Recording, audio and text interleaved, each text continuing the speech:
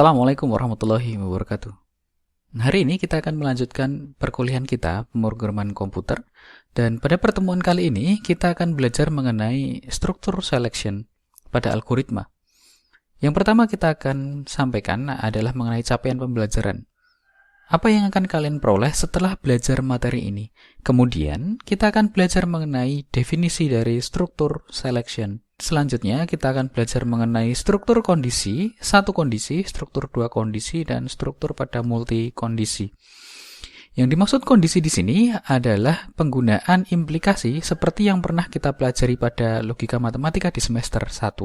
Selanjutnya kita akan belajar mengenai relasi dan logika komputasi. Yang dimaksud relasi dan logika komputasi adalah logika matematika yang pernah kita gunakan pada semester 1 seperti and, or, kemudian not, dan masih banyak yang lainnya. Baik, langsung saja kita mulai. Untuk yang pertama, kita akan sampaikan terlebih dahulu masalah capaian pembelajaran. Setelah mempelajari materi ini, diharapkan kalian dapat menjelaskan penggunaan selection. Kemudian kalian juga dapat menggunakan selection pada penyelesaian masalah yang akan kalian temui nantinya. Yang dimaksud sebagai struktur selection dalam algoritma adalah sebuah pemilihan di dalam pemrograman komputer. Yang dimaksud pemilihan di sini adalah implikasi dalam matematika. Yang biasanya dalam matematika dituliskan dalam bentuk jika, maka. Jika X, maka Y. Hal tersebut, implikasi tersebut dapat terjadi jika syarat pada bagian awal dipenuhi. Misalkan, jika hari hujan, maka menggunakan payung.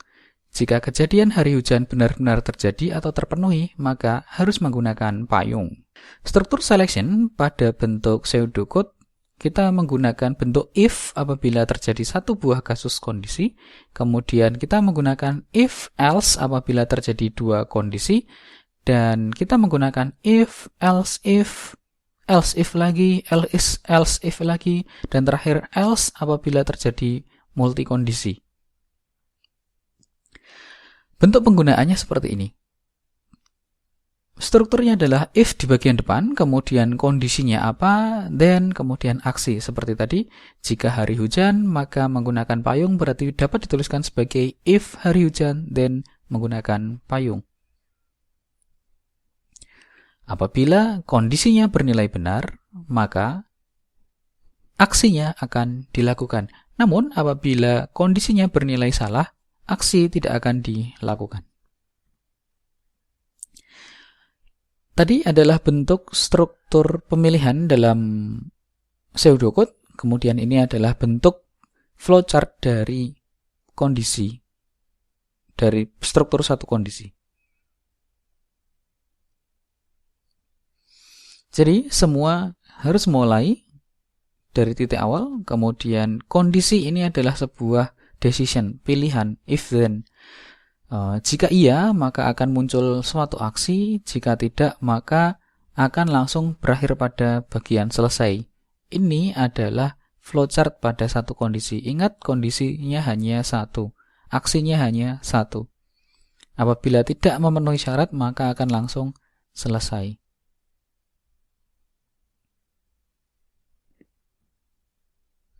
Contohnya begini, kita akan membuat algoritma untuk menentukan wujud air. Jadi, air jika suhunya kurang dari 0 derajat Celcius, maka akan berbentuk padat. Kita akan membuat program yang menentukan bentuk air pada setiap suhunya nanti ya. Yang paling sederhana, kita mulai dari kurang dari 0. Kita tahu bahwa kalau air suhunya kurang dari 0, dia akan berbentuk sebagai padatan atau es. Kita mulai dengan mendeklarasikan suhu, ini akan kita inputkan nanti pada komputer. Deklarasikan suhu sebagai suatu bilangan bulat. Mulai, kemudian read suhu berarti kita memasukkan nilai kepada komputer membaca nilai suhunya. Kemudian komputer akan menganalisis. Jika suhunya kurang dari 0, maka write padat, maksudnya adalah jika suhunya kurang dari 0, maka komputer akan menampilkan tulisan padat. Selesai. Nah, apabila kita masukkan nilai, kita berikan nilai negatif 5 kepada komputer, maka komputer akan memberikan output berupa tulisan padat. Namun, apabila kita berikan nilai 10 kepada komputer, komputer tidak akan memberikan output apapun. Kita akan melanjutkan lagi. Ini adalah bentuk dari struktur pemilihan dua kondisi. Strukturnya adalah seperti tadi, bagian awal ada dituliskan if, kemudian kondisi, kemudian then, maka muncul aksi 1, else, aksi 2. Yang dimaksud sebagai else ini adalah komplement dari kondisi awal, komplement dari kondisi yang menyebabkan aksi 1. Misalkan begini, if bilangan dapat dibagi 2, maka genap. Else-nya adalah komplement dari bilangan dapat dibagi 2. Komplementnya adalah bilangan tidak dapat dibagi 2. Bisa saya sebut sebagai komplement, bisa saya sebut sebagai negasi. Baik, kita akan lihat strukturnya dalam bentuk flowchart. Bentuknya seperti ini. Dimulai dari titik awal, mulai, kemudian kondisi. Pada kondisi ini akan bercabang. Ada kondisi terpenuhi, yaitu iya, atau kondisi tidak terpenuhi, yaitu di sini muncul tidak. Apabila kondisi terpenuhi atau iya, maka akan muncul aksi 1. Apabila kondisi tidak terpenuhi, maka akan muncul aksi 2. Perbedaan dengan kondisi 1 if, perbedaan dengan struktur satu kondisi adalah pada struktur satu kondisi hanya ada aksi 1, tidak ada aksi 2. Pada dua kondisi ada aksi 1, ada aksi 2. Dan semuanya akan berakhir pada panah selesai menuju selesai. Kita akan lihat contohnya. Contohnya masih menggunakan algoritma wujud air tadi. Tadi awalnya apabila air pada suhu di bawah 0 derajat Celcius maka akan berbentuk beku, bentuk padat maaf. Nah, apabila lebih dari 0 maka bentuknya adalah tidak padat. Kita tidak tahu apakah cair atau gas. Di sini belum kita bahas. Jadi yang kita bahas adalah suhunya kurang dari 0 atau lebih dari 0. Apabila suhunya kurang dari 0, bentuknya adalah padat. Apabila suhunya lebih dari 0, bentuknya adalah tidak padat, bukan padat. Maka kita cukup menuliskan seperti tadi di awal, read suhu terlebih dahulu. Kemudian if suhunya kurang dari 0, maka komputer menampilkan tulisan padat. Else di sini maksudnya adalah jika suhunya lebih dari 0. Komplement dari suhu kurang dari 0. Negasi dari kalimat suhu kurang dari 0. Else-nya adalah komputer menampilkan tulisan tidak padat. Ya, yang terakhir kita akan bahas mengenai struktur pemilihan pada bentuk multikondisi. Langsung saja kita tampilkan dalam bentuk flowchart-nya akan lebih mudah dibaca. Seperti awal, mulai dari titik awal, kemudian kondisi 1. Apabila kondisi 1 terpenuhi, ya, maka langsung muncul aksi 1 dan langsung selesai programnya. Namun, apabila kondisi 1 tidak terpenuhi, maka akan lari ke panah tidak. Dari sini akan ditanya lagi, apakah memenuhi kondisi 2? Apabila kondisi 2 terpenuhi, maka akan muncul aksi 2. Dan ketika aksi 2 terpenuhi, terjadi, maka programnya selesai. Nah, bagaimana jika kondisi 1 tidak terpenuhi, kondisi 2 tidak terpenuhi? Maka akan lari ke kondisi 3. Jika kondisi 3 terpenuhi, maka akan terjadi aksi 3. Jika aksi 3 terjadi, maka selesai. Apabila kondisi 1 tidak terpenuhi, kondisi 2 tidak terpenuhi, kondisi 3 tidak terpenuhi, kondisi 4 tidak terpenuhi, dan seterusnya tidak terpenuhi, dan ternyata hanya terpenuhi oleh kondisi N, maka kondisi N ini yang terjadi, muncul aksi N, kemudian selesai. Namun, bagaimana kalau kondisi N juga tidak terpenuhi? Maka dia akan lari ke pilihan terakhir, yaitu else yang terakhir, maka akan muncul aksi yang terakhir, aksi N plus 1, kemudian selesai. Diperhatikan bahwa pada struktur multikondisi yang seperti ini, hanya akan terjadi satu buah output. Misalkan, kondisi 2 yang terpenuhi. Kondisi 1 tidak terpenuhi, kondisi 2 terpenuhi, maka kondisi 1, aksi 1 tidak akan dijalankan. Hanya akan dijalankan aksi 2. Karena aksi 2 sudah terjadi, maka kondisi 3, 4, 5 sampai ke N plus 1 tidak akan dieksekusi, tidak akan dilakukan oleh komputer. Jadi hanya memiliki satu buah output untuk pemilihan multikondisi ya. Nah, begitu. Contohnya seperti ini. Untuk menentukan wujud air. Tadi di awal kita hanya menentukan wujud air kurang dari 0 berbentuk padat, kurang dari 0 atau lebih dari 0 berbentuk padat atau berbentuk tidak padat. Nah, kemudian yang terakhir kita akan menerapkan bentuk. Jika kurang dari 0 berbentuk padat, kurang dari 100, antara 0 sampai 100 akan berwujud cair, lebih dari 100 derajat Celcius akan berwujud gas. Nah, bagaimana cara menuliskannya? Seperti ini. Pertama, tulis mulai terlebih dahulu. Selanjutnya, biarkan komputer membaca nilai yang kita berikan, read suhu. Kemudian kita mulai dengan jika suhunya kurang dari 0, kita lanjutkan dengan jika suhunya kurang dari 0, maka tampilkan tulisan padat. Jika suhunya antara 0 sampai 100, di sini kita menuliskan jika suhunya kurang dari 100, maka tampilkan wujudnya cair. Kemudian yang terakhir, jika suhunya lebih dari 100, tampilkan tulisan gas. Nah, namun cara menuliskannya seperti ini. Di bagian awal, karena ada 3 kondisi ya, di bagian awal kita menuliskannya sebagai if, then, selanjutnya, pilihan kedua kita tuliskan sebagai else if, dan pilihan terakhir kita tuliskan sebagai else.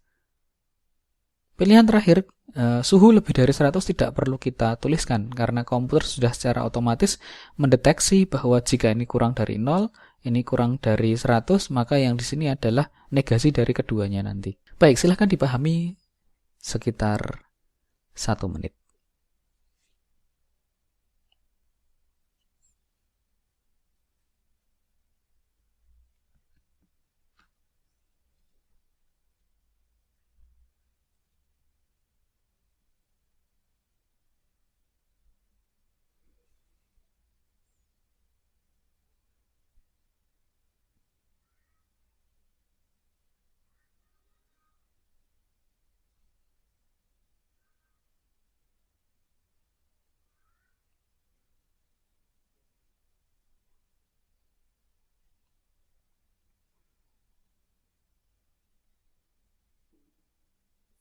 Silahkan bertanya di grup WhatsApp apabila ada pertanyaan, apabila ada penjelasan yang masih ambigu, yang masih belum jelas. Karena setelah ini kita akan melaksanakan sebuah kuis kecil yang akan kita lakukan melalui WhatsApp.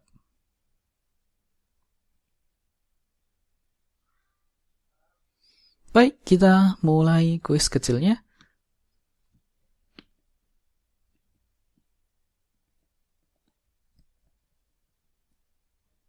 Nah, seperti ini.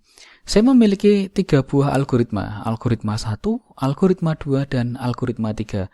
Bagian penjelasan judulnya saya sembunyikan agar tidak mudah dijawab, begitu.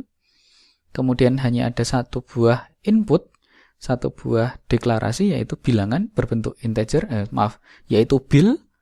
Bil adalah integer. Pada algoritma 1, seperti ini. Komputer membaca nilai bilnya yang kita berikan.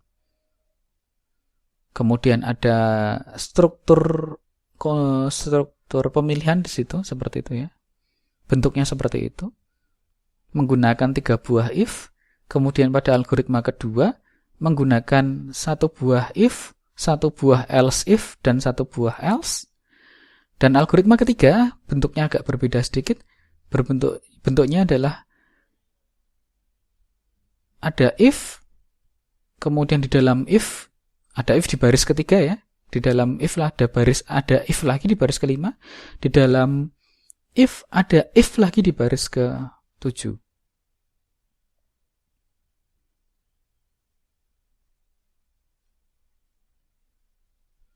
Algoritma ketiga ini disebut sebagai nested if. Nested itu artinya bersarang. Jadi if bersarang. Struktur pemilihan yang bersarang. Baik, pertanyaannya begini. Apabila saya berikan input, saya berikan nilai bil sama dengan 15, apa yang akan muncul pada algoritma 1, apa yang akan muncul pada algoritma 2, dan apa yang akan muncul pada algoritma 3. Sekali lagi, jika saya berikan nilai bil sama dengan 15, apa yang muncul pada algoritma 1, algoritma 2, dan algoritma 3. Hanya jawabannya saja yang saya perlukan. Silahkan kirimkan jawaban melalui WhatsApp, melalui pesan pribadi. Maksimal 5 menit dari sekarang.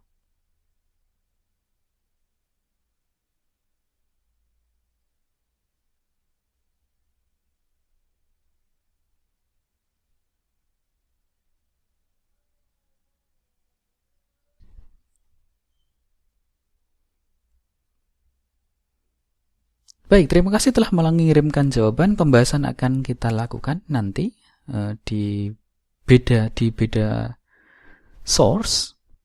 Mungkin akan saya bahas melalui WhatsApp bagi yang sudah mengumpulkan jawabannya tentunya ya.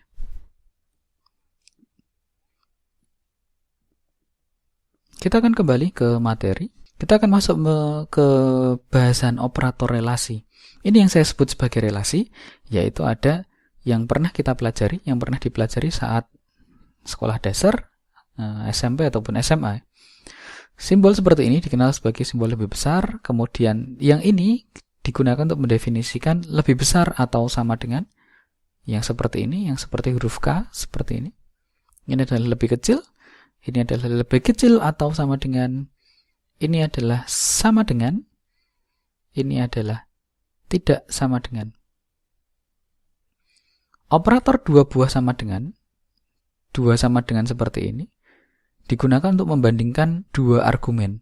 Satu buah sama dengan digunakan untuk mendefinisikan suatu nilai yang akan dimasukkan ke variabel. Ini adalah contoh penggunaan dari relasi. Tentu kalian tahu bahwa 2018 lebih besar dari 2017 dan itu nilainya benar. Berikutnya, jika kalian punya 5 ditambah 13, itu akan bernilai lebih besar atau sama dengan dari 9 dikali 2. Di sebelah kiri bernilai 18, sebelah kanan juga bernilai 18. Kemudian ini 17 kurang dari 17 bernilai salah, karena 17 nilainya adalah sama dengan 17. Berikutnya silahkan dibaca. 2 kurang dari 5, kurang dari sama dengan 5 bernilai benar. 1 sama dengan 3, ini adalah suatu kesalahan. Yang benar adalah 1 tidak sama dengan 3. Dan ini adalah bentuk operator logika, bentuk yang sudah kompleks. 5 lebih besar dari 2, ini adalah benar. Kemudian 7 kurang dari 3 adalah salah. Menggunakan operator dan itu hanya benar apabila keduanya benar. Karena ini ada satu yang salah, maka kesimpulannya salah. Bagaimana jika operatornya kita ubah dari dan menjadi atau?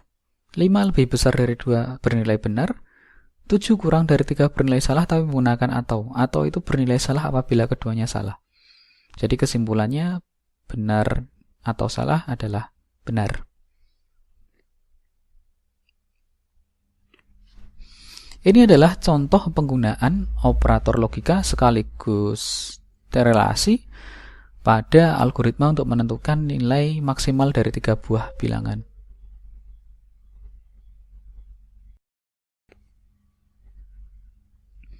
Dan ini adalah bentuk flowchart dari pseudocode yang tadi telah diberikan.